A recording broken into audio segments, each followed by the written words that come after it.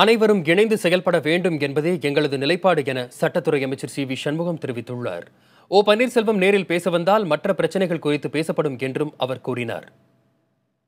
OPS என்ன சொன்னாரு, இணைந்து செயல்பட்ட நாங்க விரும்புகிறோன்றாரு, சொல்லியிருக்காரு. வரட்டும், வந்தால் பேசும்போது மற்ற கேள்விகளுக்கு முடிவு. ஜெயலலிதா மரணத்துல நீதி வேணும் அப்படின்றத இதெல்லாம் இப்ப எங்களுக்கு கேள்வி. எங்களுடைய ஒரே கேள்வி, இந்த கட்சி இணைந்து செயல்படணும், ஒன்னா இருக்கணும். அம்மாவுடைய ஆட்சி நல்ல 5 ஆண்டு காலம் சிறப்பான ஆட்சியை கொடுக்கணும். மீண்டும் அம்மாவுடைய ஆட்சி அமைக்கணும். அம்மா கொண்டு வந்த திட்டங்கள் சிறப்பாக செயல்படுத்தணும். இதுதான் எங்களுடைய லட்சியம், நோக்கம். அதற்காக என்ன வேணாலும் நாங்கள் இணைந்து செயல்பட தயாரா இருக்கோம். பேச்சுவார்த்தை கூட இன்னைக்கு ஓபிஎஸ் சந்திப்பீங்களா சார்? உங்களுடைய பேச்சுவார்த்தை கூட இன்னைக்கு ஓபிஎஸ் சந்திப்பீங்களா சார்? அப்படிலாம் எதுவும் இல்ல. அவர் சொல்லியிருக்காரு, வரவேற்றிருக்கிறோம். அதற்கான இனிமேல் அவர் வந்தால் செயல்பட நாங்க பேச தயாராக தான் இருக்கிறோம். வந்தால் செயல்பட பேச தயாரா இருக்கோம். நாங்கள் ஒரு குடும்பத்துடைய கையில அதுக்கெல்லாம் நாங்க பதில் சொல்ல முடியாது. எங்க கிட்ட பேசும்போது அவர் சொன்ன ஒரே கருத்துக்கு தான் எங்களுடைய பதில்.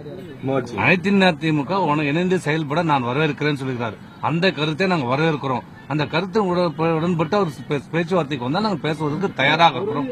மறந்து பேசுவதற்கு தயாரா இருக்கிறோம். பேச்சுவார்த்தையில என்னன்னோ அது அப்பதான் முடிவெடுக்க போறோம்.